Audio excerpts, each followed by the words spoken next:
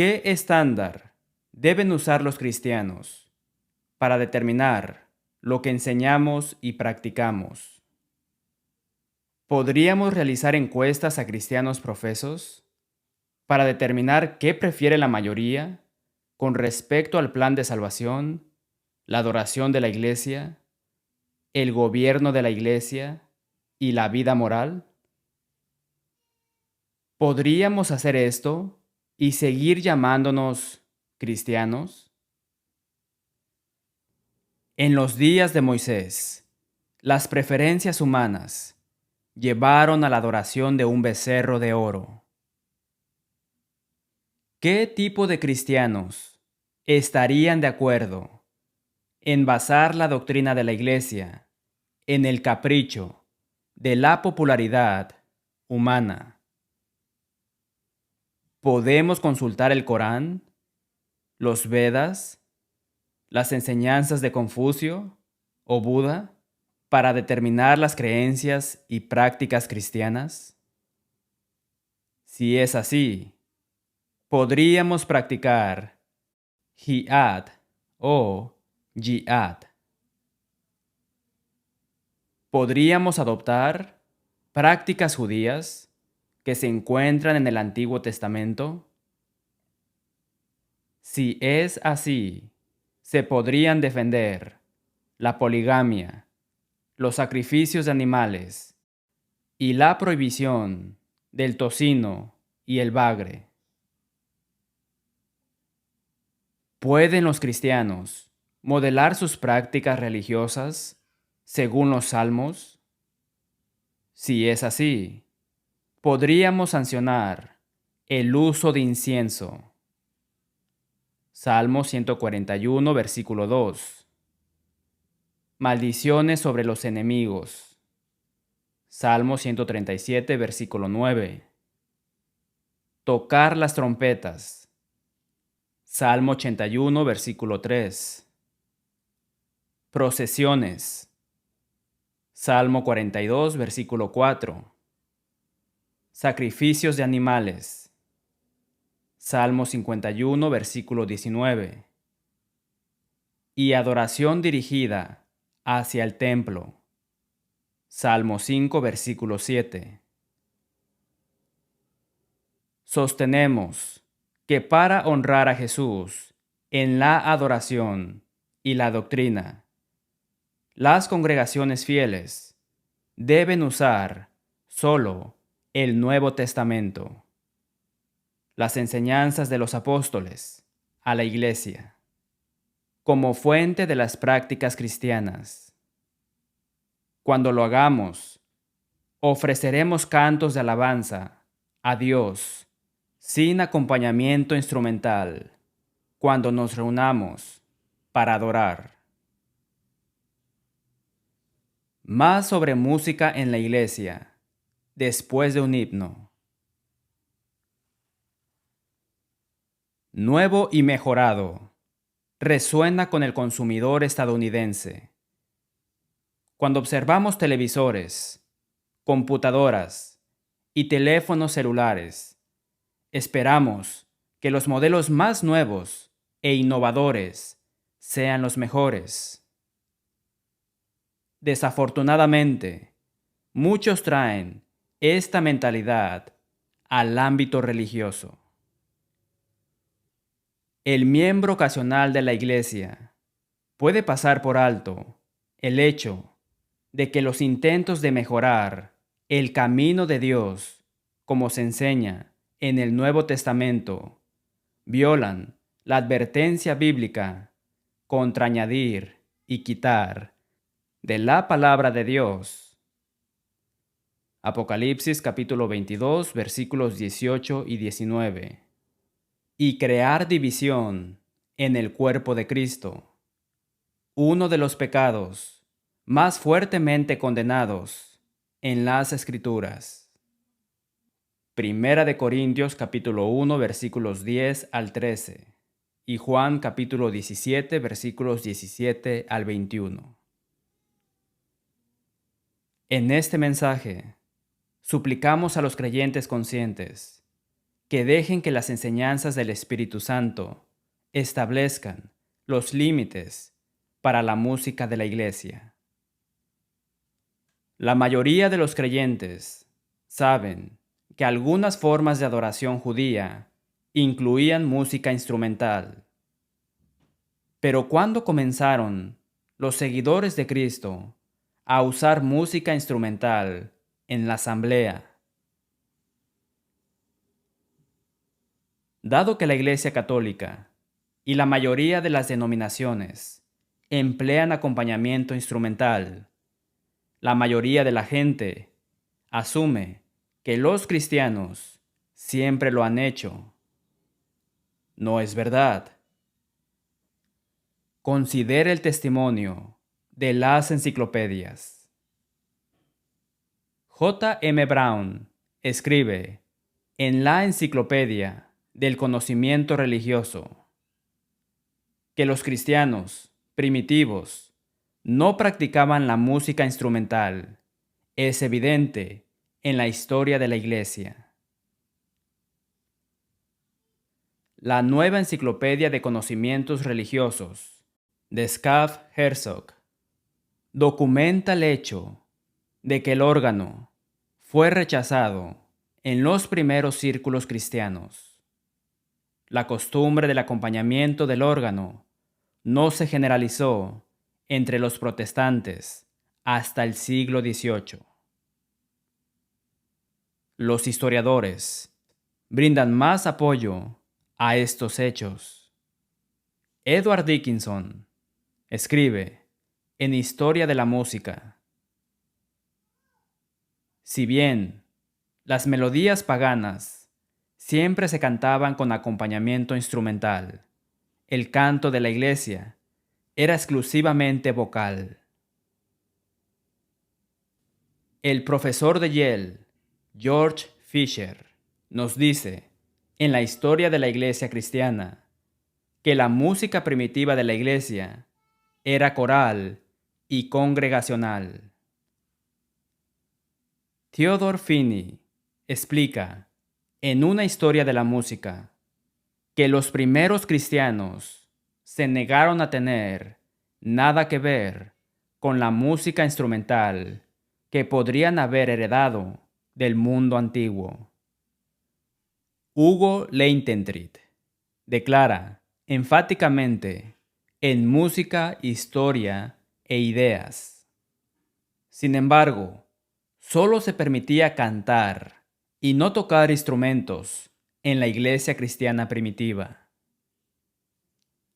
En su libro El sonido de la luz, una historia de la música gospel, Don Cusick escribe: fue durante los primeros 6 siglos que la música cristiana se separó del mundo secular y pagano al adoptar una música vocal sin el apoyo de instrumentos. Esta música de iglesia definió un estado de ánimo universal para la oración y reforzó el concepto de que la expresión del individuo debía ser subyugada a todo el cuerpo.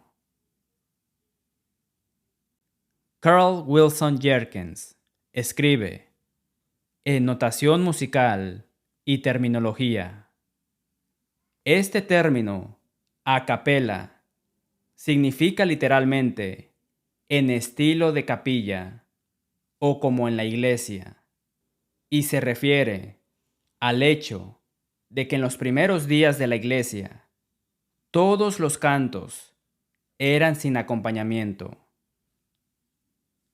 Norman Geisler y Ron Rhodes, aunque restando importancia, reconocen la exclusividad del canto en la iglesia primitiva.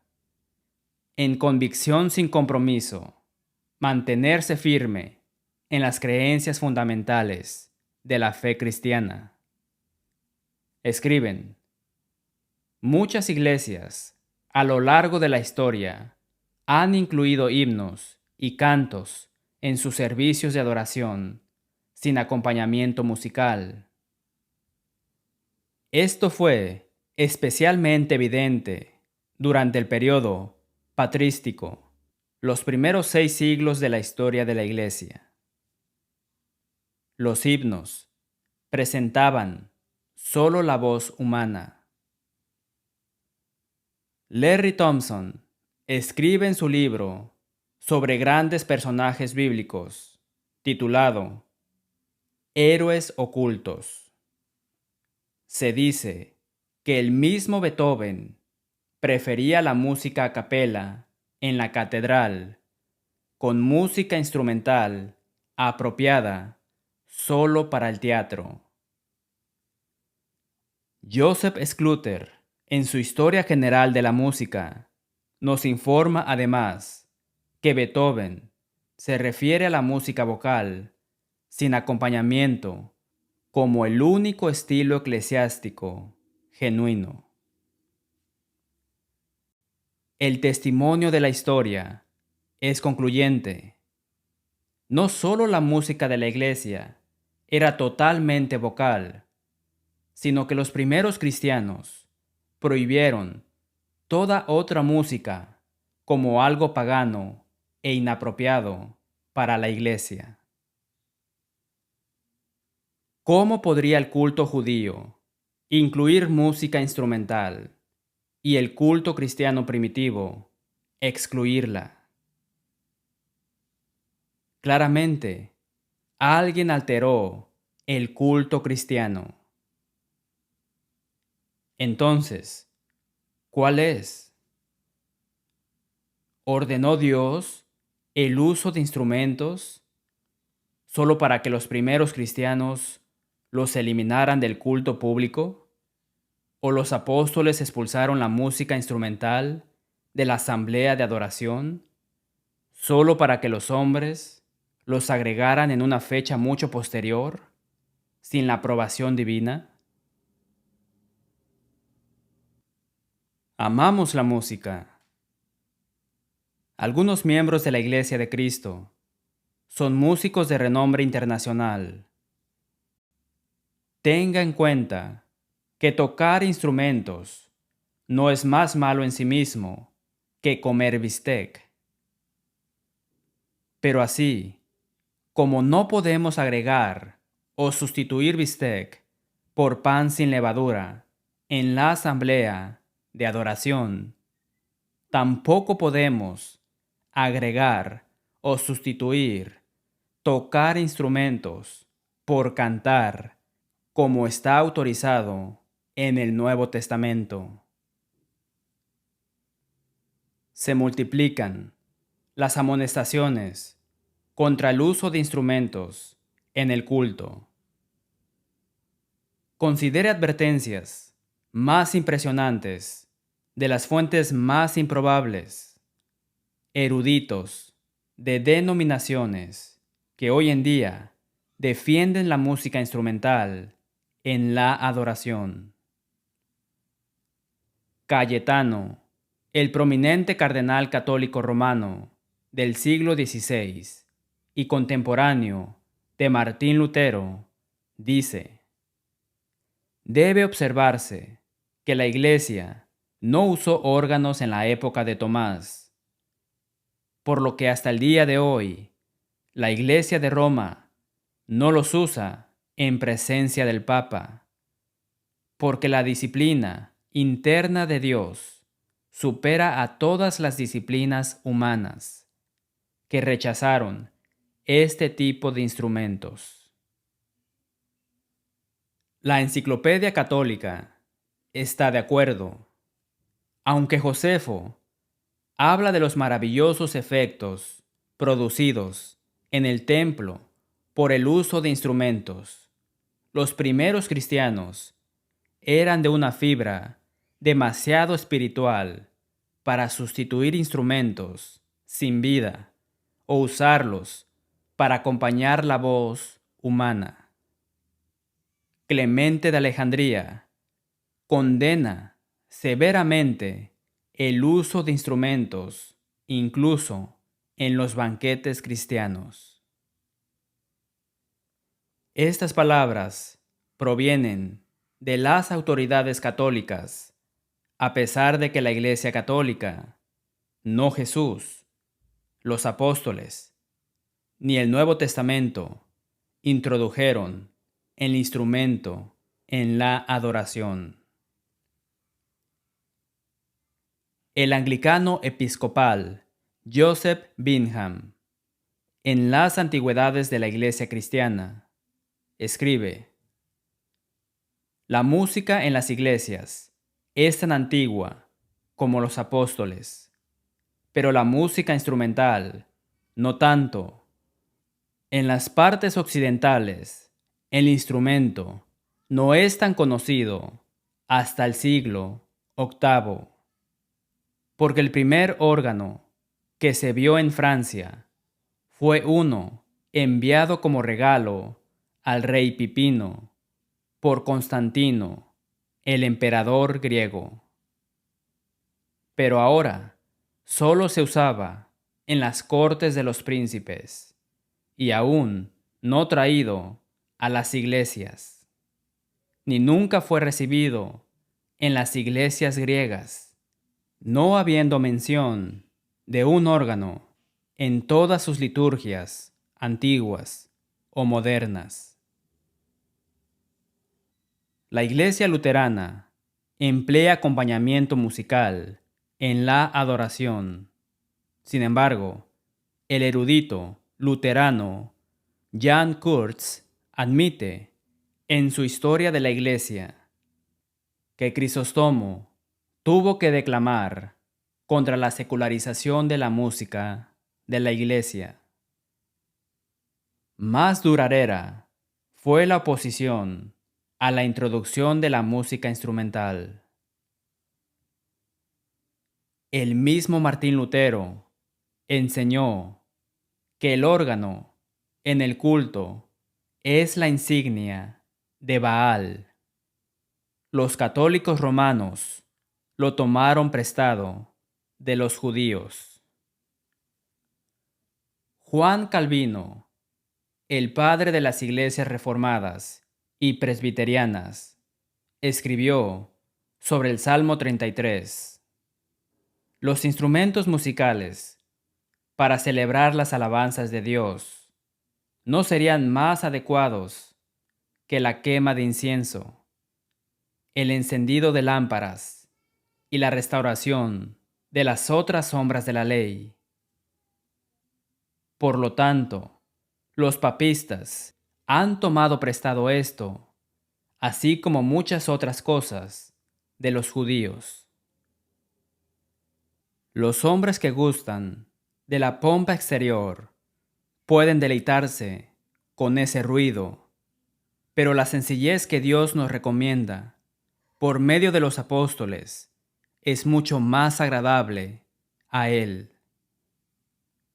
Calvino encontró sanción bíblica solo para la música vocal en la adoración. Más recientemente, Jan L. Girardeu, profesor presbiteriano del Seminario Teológico de Columbia, publicó una larga serie de citas de líderes cristianos antiguos que respaldan su conclusión con respecto a la música de la Iglesia. Él escribe en su libro La música instrumental en el culto público de la Iglesia. Detengámonos un momento para notar el hecho, respaldado por una gran cantidad de evidencia incontrovertible, de que la Iglesia cristiana no empleó música instrumental en su adoración pública durante 1200 años después de Cristo. Esto prueba lo que ya se ha demostrado en las Escrituras del Nuevo Testamento, que la Iglesia Apostólica no lo usó en sus servicios públicos, y seguramente la Iglesia ahora debe conformarse a la práctica de los apóstoles y de las iglesias, cuyos usos modelaron de acuerdo con la dirección inspirada del Espíritu Santo. Merece una seria consideración, además, que la Iglesia Católica Romana no adoptó esta práctica corrupta hasta aproximadamente el siglo XIII. El comentarista metodista Adam Clarke advierte en Teología Cristiana: pero si fuera evidente que no lo es, ya sea en este o en cualquier otro lugar de los escritos sagrados, que los instrumentos de música fueron prescritos por la autoridad divina bajo la ley, ¿se podría aducir esto con alguna apariencia de razón que deberían usarse en el culto cristiano? No. Todo el espíritu, el alma y el genio de la religión cristiana están en contra de esto. Fuera con tales de la adoración de ese espíritu infinito que requiere que sus seguidores lo adoren en espíritu y en verdad. Porque para tal adoración no son amigables estos instrumentos. En otra ocasión, Clarke escribe: estimo y admiro la música como ciencia, pero abomino y aborrezco la música instrumental en la casa de Dios. Este es el abuso de la música, y aquí registro mi protesta contra toda esa corrupción del culto al autor del cristianismo.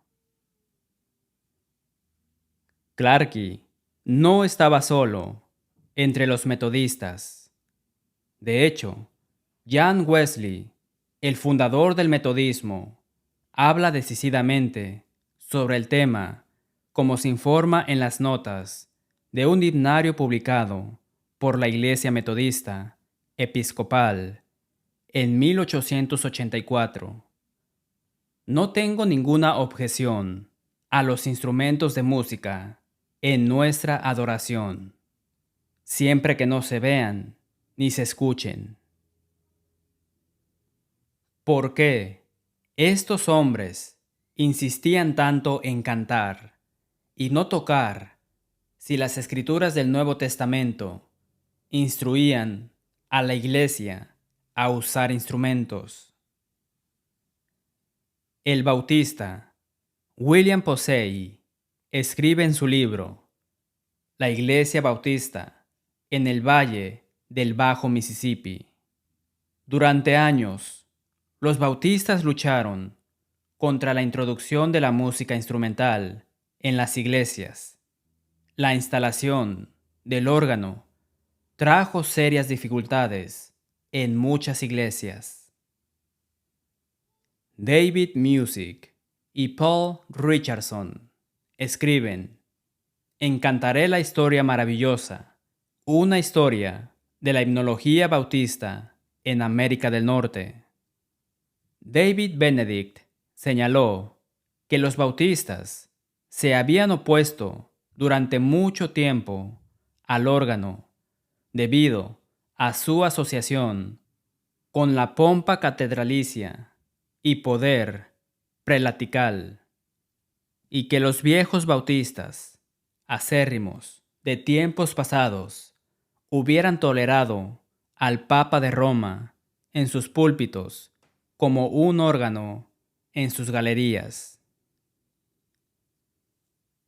Charles Spurgeon, el predicador bautista más popular del siglo XIX, predicaba a 20,000 personas todos los domingos en el Tabernáculo Bautista Metropolitano. Nunca se usaron instrumentos de música en sus servicios. En un sermón titulado Cantando en los caminos del Señor, Spurgeon dijo: nos gustaría ver todos los conductos y órganos de los lugares de culto, no conformistas, abiertos o compactados con concreto. La voz humana es tan trascendentalmente superior a todo lo que pueden lograr el viento o las cuerdas, que es una vergüenza degradar sus armonías asociándola con el soplo y el raspado. Que el gran Señor se preocupa por ser alabado por fuelles, lo cuestionamos muy seriamente. No podemos ver ninguna conexión entre la gloria de Dios y los sonidos producidos por la maquinaria. Spurgeon escribió en su comentario sobre el Salmo 42: bien podríamos orar por una maquinaria que alabar por ella. Los budistas ponen oraciones dentro de una rueda de oración y las hacen girar. Algunas ruedas de oración pueden contener millones de oraciones. El budista hace girar la rueda en el sentido de las agujas del reloj mientras pronuncia dichos religiosos. Cuando giran, se cree que estas ruedas de oración envían oraciones al mundo. ¿Está bien orar con maquinaria? Si no, ¿por qué, como dice Spurgeon, cantaríamos con maquinaria? Hemos demostrado, a partir de enciclopedias, historia y eruditos prominentes dentro de las denominaciones que hoy en día usan instrumentos, que los primeros cristianos usaban solo música vocal en la adoración colectiva. Ahora, notemos el apoyo bíblico del Nuevo Testamento. Santiago capítulo 5 versículo 13. ¿Está alguno entre vosotros afligido? Haga oración. ¿Está alguno alegre? Cante alabanzas.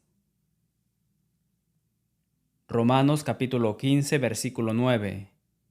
Yo cantaré a tu nombre. Primera de Corintios capítulo 14 versículo 15.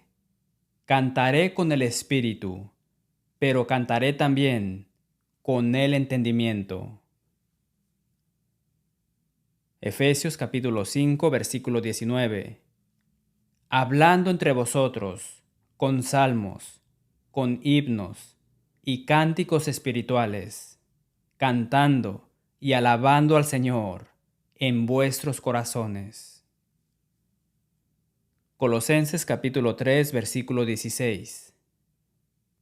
La palabra de Cristo more en abundancia en vosotros, enseñándoos y exhortándoos unos a otros en toda sabiduría, cantando con gracia en vuestros corazones al Señor, con salmos e himnos y cánticos espirituales.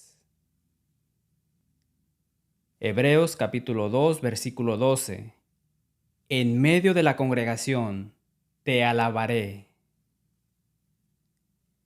Cada una de estas escrituras del Nuevo Testamento especifica cantar solamente.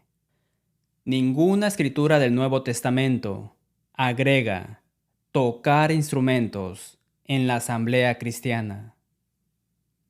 El apóstol Pedro nos recuerda en 1 de Pedro capítulo 4 versículo 11: si alguno habla, hable conforme a las palabras de Dios. Entonces, si realmente dejamos que la Biblia hable sobre la música que ofrecemos en adoración a Dios, nos reuniremos para cantar sin la adición de instrumentos. ¿Por qué es tan urgente rechazar los cambios realizados en la adoración del Nuevo Testamento? El apóstol Pablo insiste en Efesios capítulo 4, versículo 5, que hay una fe, un sistema de doctrinas establecidas por Dios en las Escrituras diseñadas para unir a los fieles. En Judas capítulo 1, versículo 3, el Espíritu Santo le dice al pueblo de Dios que contiendan o luchen ardientemente por la fe que ha sido una vez dada a los santos. ¿Qué está enseñando Dios? La frase contendáis ardientemente por significa defender vigorosamente. Entonces, ¿qué deben defender vigorosamente los cristianos? La Biblia dice, contendáis ardientemente por la fe que ha sido una vez dada a los santos. ¿Y qué es la fe que ha sido una vez dada? Albert Barnes dice en su comentario sobre Judas que la fe es el sistema de religión revelado en el Evangelio. Él agrega, la entrega de esta fe a los santos es evidentemente hecha por revelación o el sistema de verdad que Dios ha dado a conocer en su palabra. Todo lo que Él ha revelado, debemos defenderlo como verdadero. No debemos entregar ninguna parte de Él, ya que cada parte de ese sistema es valiosa para la humanidad.